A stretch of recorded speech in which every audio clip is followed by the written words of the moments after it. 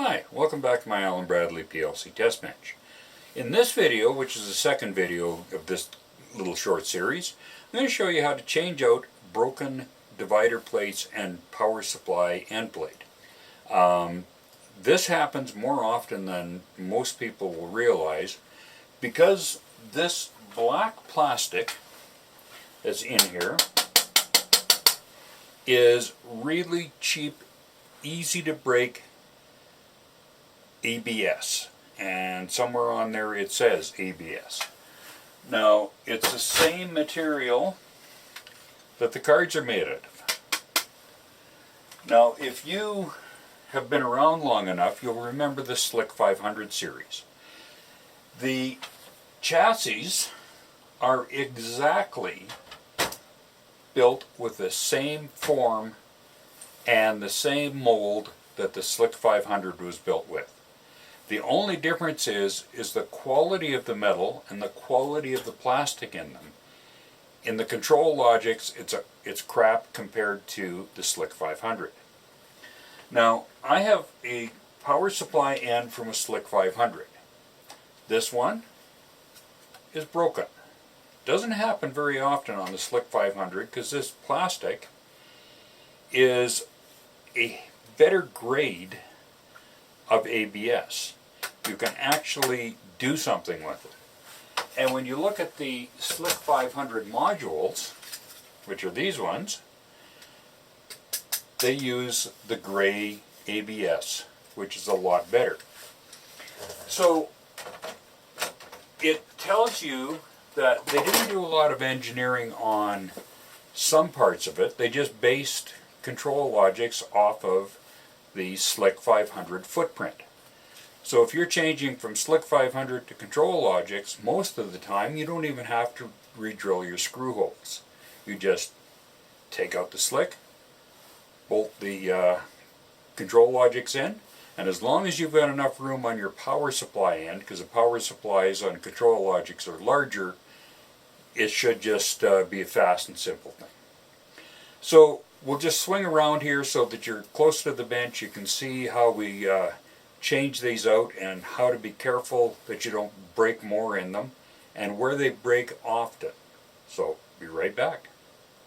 Okay, so here we are back at the bench. Now, as I told you, the ControlLogix and the SLC500 chassis are exactly the same. When you look at them at the back, and we'll do it this way, okay, the ControlLogix system uses all of those.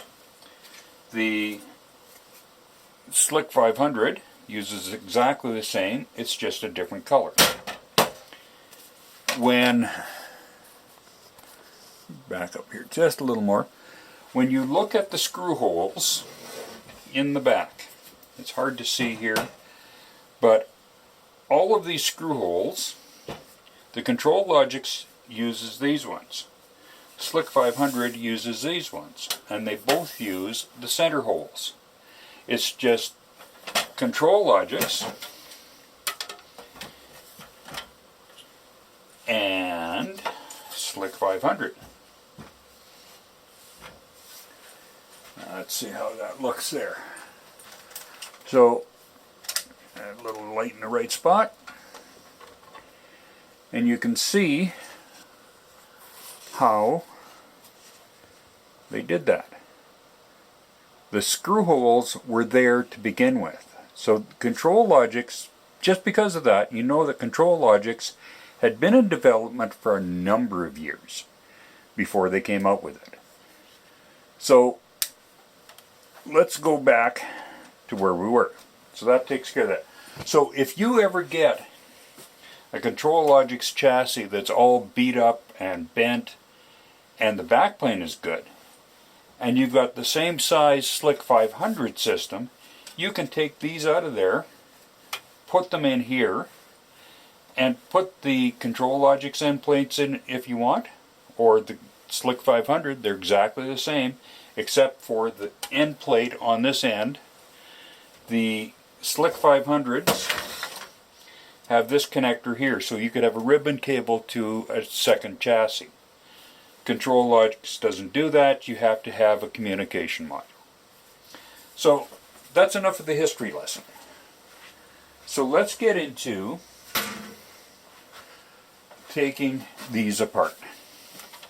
So if we go back to our power supply end plate, this poor old guy here that's all busted up, that got hit and it broke. So if this had been in here, and I keep throwing out the dead ones, but I shouldn't have gone for this. The first thing you do, get yourself a number 1 Phillips, and you have to take the chassis out of the cabinet to be able to do this. If you look here, depending upon when your chassis was built, some of them have these screws in each of the dividing plates. Some of them only have it on the power supply end. It depends upon the date it was manufactured.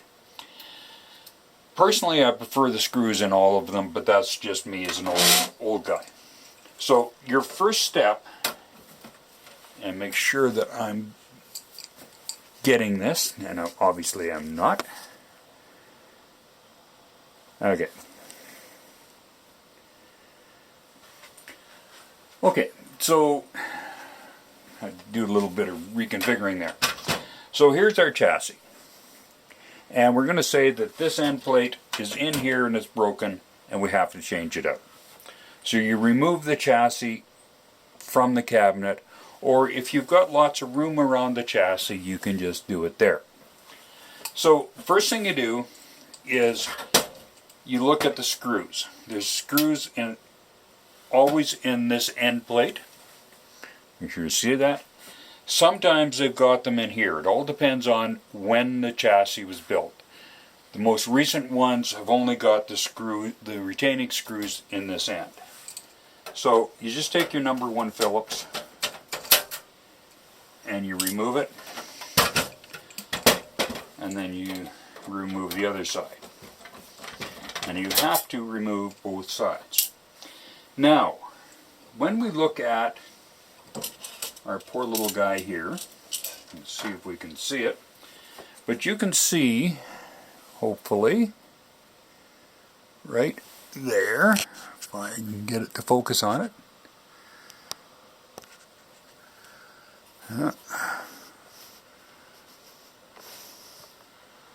Oh, here's Days. Now you should focus for me. No, you don't. So anyhow, on this end. Okay, so there you go. On this end, you can see there's a little push and a hook, and there's one on each side, and those pushes and hooks are on each plate.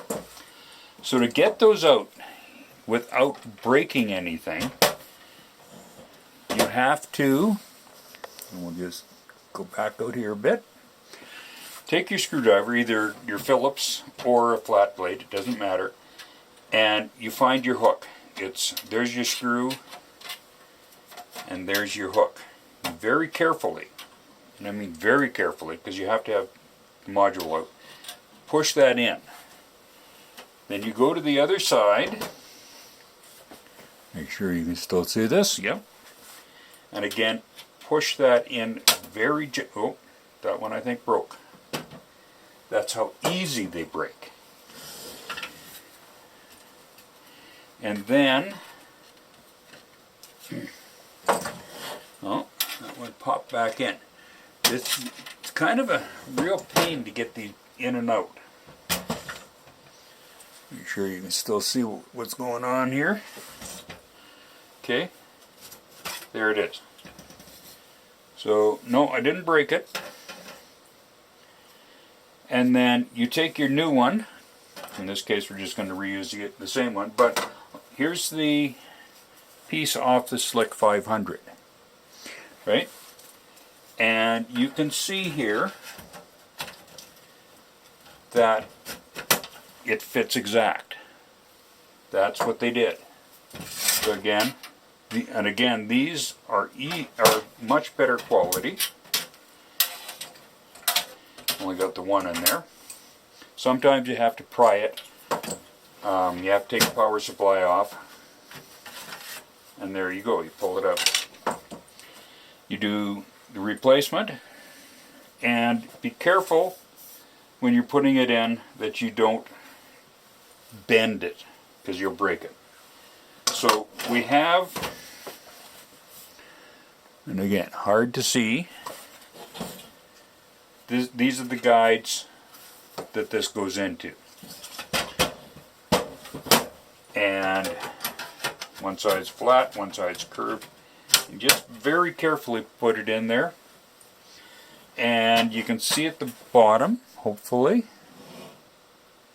Yeah.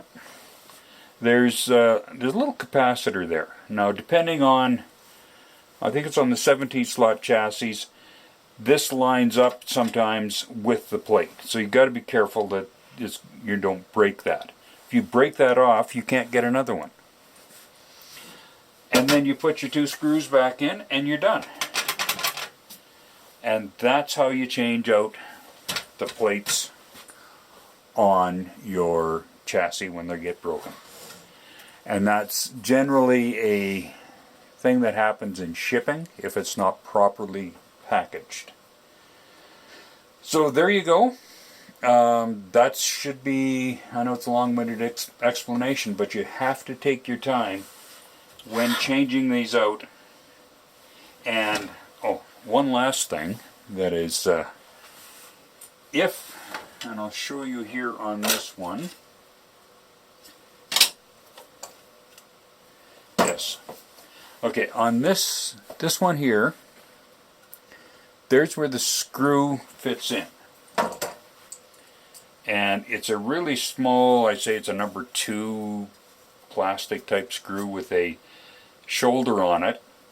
You do not want these screws tight in there, because if you go tight, especially on the ControlLogix, where the screw goes in, which is right here, and it's exactly the same mold, it will break, and then you'll have no strength to hold your hold that in there. In this particular case, being on the bench, it's a little bit of a pain, but okay, so it gets to there, which you can just barely see it there, and the shoulder bottoms out. If you take and turn it too tight, thinking that it should be really hard in there, it can, especially on this stuff, it will break out there. And I've got numerous examples in the garbage can that shows how easy that breaks. And all of these have the same problem. So hopefully if I get some 3D printed ones done, that area will be a lot more robust and it'll be better quality plastic. So if I need them, I'll have them. Thanks a lot. I know it's long-winded, but there we go. That's how you change plates, mounting plates on a ControlLogix or SLC500 chassis. Have a great day. Come back anytime and subscribe if you'd like. Bye.